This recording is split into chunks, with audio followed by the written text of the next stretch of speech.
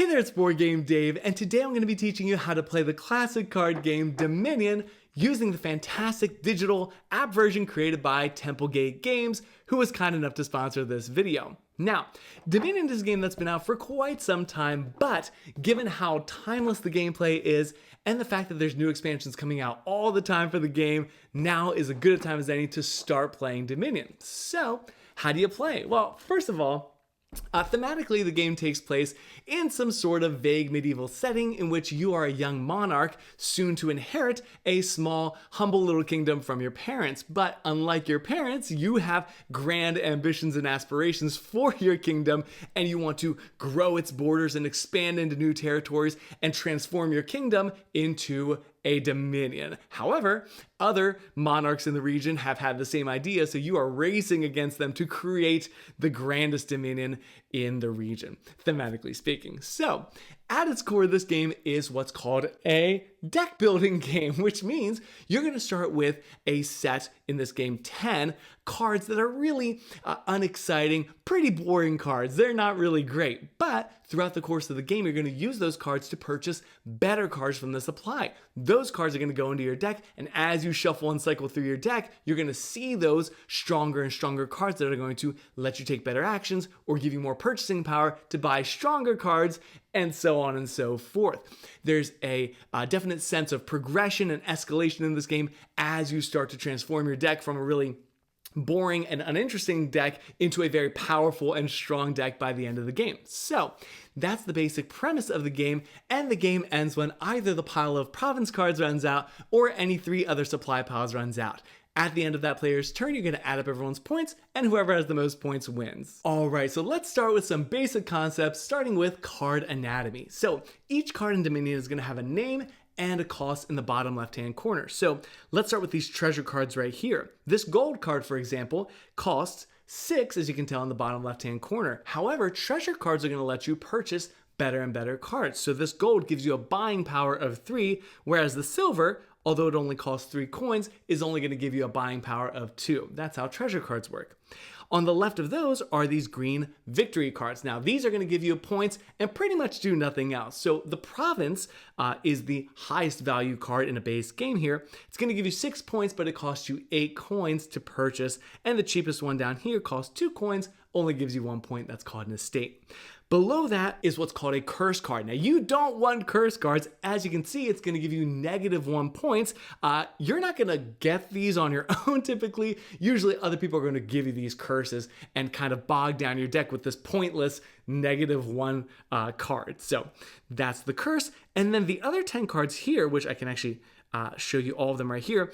These are called kingdom cards. Now, this is the bread and butter of Dominion. These are the cards you're going to interact with the most, and they each have their own unique ability, and there's 10 of each in each pile, which you can see on the bottom right of each little icon here. So, really quick, for example, the Smithy lets you draw 3 cards, but we'll talk about that more in a second. Now, every game of Dominion is comprised of 10 randomly selected kingdom card supply piles, and while there are a ton of expansions out there with a plethora of kingdom cards and lots of recommended sets in the rule books, you can seriously just choose any 10 kingdom cards at random, throw them in your game, and you're ready to start. Beyond that, setup is just pretty much based on player count, and then each player gets 7 coppers and 3 estates as their starting deck. You're going to shuffle those 10 cards, everybody draws 5 cards, you're going to pick a starting player at random, and then play proceeds clockwise until the game end is triggered. Each turn in Dominion consists of 3 phases: action, buy, and cleanup, which is really easy to remember because it's A, B, C. So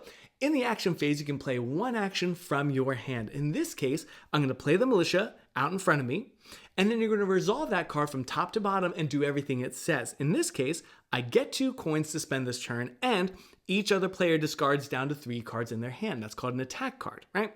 So I did that. Now, if I had played an action card that gave me more actions, in this case, the festival gives me 2 more actions, well, then I could play 2 more action cards if I had them in my hand. But that's the action phase. Next is the buy phase. Here you can play treasure cards from your hand to supplement any coins you gained from action cards earlier in your turn. So my militia gave me 2 coins, and then I played 2 coppers for a total of 4 buying power, which is represented down here. So now I can buy 1 card up to a value of 4. Now, by default, you can only buy 1 card per turn unless you played a card like the Festival that would give you another buy, in which case you could buy 2 cards. But by default, you can only buy 1 card. So let's say I buy a Smithy. When you buy a card, it's going to go in your discard pile, right?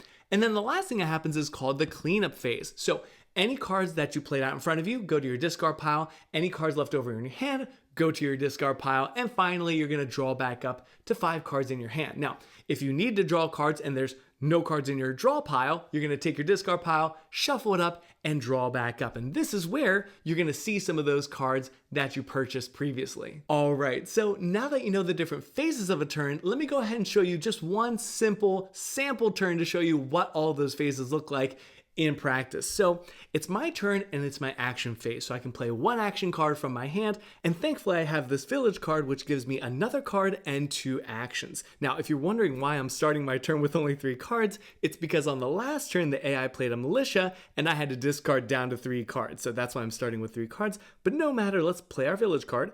I draw a new card and I just drew a Smithy. Now the village gave me 2 more actions, so in this case I can play more action cards. I'm going to play a Smithy. Now before I draw those 3 cards, you'll notice I only have 2 more cards left in my deck over here, but this is where, after I draw those 2 cards, I'll shuffle my discard pile over here to make my new deck. So I draw those first 2 cards, I shuffle and draw a 3rd card, and I drew a Festival. Now again, I still have an extra action from my village card, so I'll play the Festival, which gives me 2 more actions and a buy and 2 coins. So although I still have 2 more actions left on this turn, I don't have any action cards. So we'll go ahead and add our 3 copper to our buying power. So now we have 5 coins to spend over here, and you'll notice I have 2 buys with my additional buy from the Festival.